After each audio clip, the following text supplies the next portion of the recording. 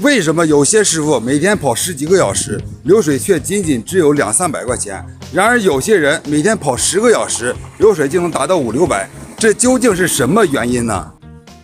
兄弟们好，我是石家庄跑网约车的贾哥。下面我就结合我跑网约车快8年的经验，以及线下20多位队长的经验总结，给兄弟们分享5个方法，越往后越重要。怕记不住的可以点赞收藏起来，重复观看。第一就是高峰时间段必须要出车。咱们都知道啊，一天24小时当中有3个高峰时间段，你必须要保证2个高峰时间段。然后我推荐的是早晚高峰，咱们必须在线，尤其是早高峰，因为早高峰的订单质量相对来说都比较高。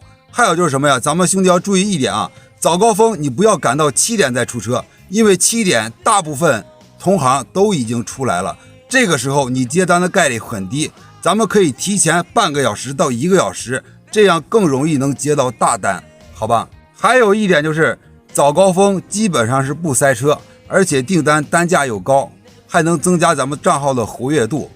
第二就是当你没有订单的时候，好多兄弟会选择趴窝，在原地不动等单。兄弟们千万不要犯这种错误。如果说你到达了一个地点，等够5分钟没有单子了，赶紧动地方，不要怕空驶。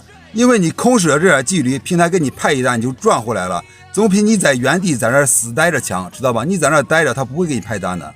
第三就是多看热力图。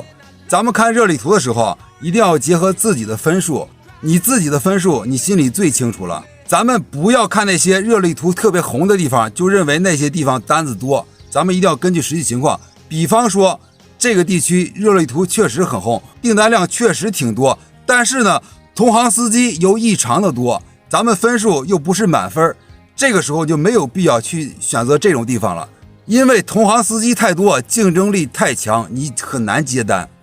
第四点就是咱们针对每个时间段，咱们要学会去哪里接单。